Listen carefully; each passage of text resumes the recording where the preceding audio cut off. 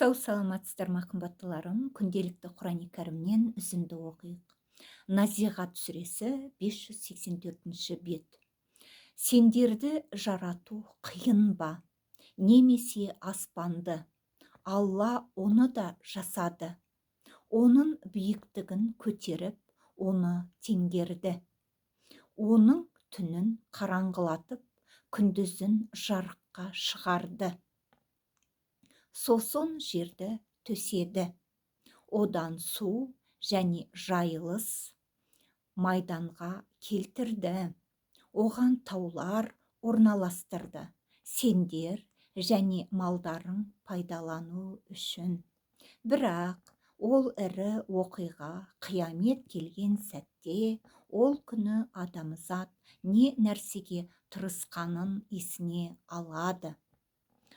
Тозақ көретіндерге көрсетіледі. Ал енді кім шектен шыққан болса, оған дүние әсер еткен болса, сонда рас оның орны тозақ. Ал енді кім Раббының алдына тұрудан қорқып, нәпсісін соққан нәрседен тежеген болса, негізінде оның барар жері жұмақ. Мұхаммед ғалейхиссалам, олар саған қиямет қашан болады деп сұрақ қояды. Ол жөнінде түсінік беру сенің ісің бе?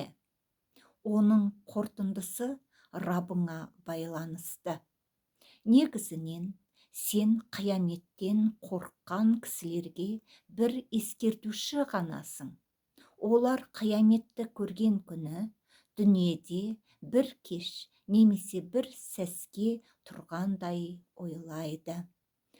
Назиғат сүресі 584 бет. Сауабы сіздер мен біздерге болсын. Сау саламатта болыңыздар.